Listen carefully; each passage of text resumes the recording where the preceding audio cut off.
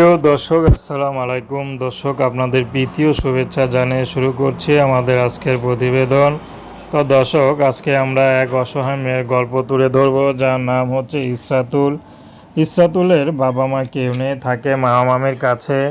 তো মামি একটু ইসরাতুলকে দেখতে পারে না, কারণ ইসরাতুল দেখতে সুন্দর, আর ইসরাতুলের মামাতো বোনরা বেশি সুন্দর না। এর জন্য ইসরাতুলের মামি খুব হিংসা করে, তাকে সারাদিন সব কাজকাম করায়।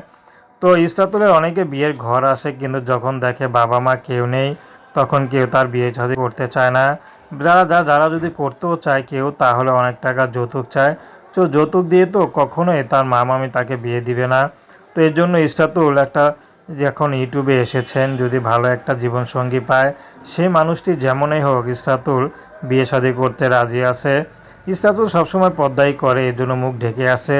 তো ইসরাতুলের একটি কথা, যে সারা জীবন তার দায়িত্ব নেবে, সে প্রবাসী হোক আর দেশি হোক, ইসরাতুল তাকে মুখটা দেখার ব্যবস্থা করে দিবে।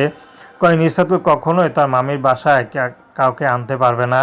কারণ ইসরাতুল চাচ্ছে কে যদি তাকে বিয়ে করে রাজি হয়, তাহলে গোপনে বিয়ে করে এখান থেকে চলে যাবে। কারণ ইসরাতুলের মামি কখনোই এটা মেনে নিবে না, এবং তার উপরে খুব অত্যাচার আরও বেড়ে যাবে। তো দর্শক, প্রেম ভালোবাসা সাহায্য সহযোগিতা বিয়ে শাদী করা একান্ত আপনাদের ব্যক্তিগত ব্যাপার। আসুন আমরা 5 ওয়াক্ত নামাজ পড়ি, সর্বদাই দেশের সেবা করি। আসসালামু আলাইকুম রহমতুল্লাহি।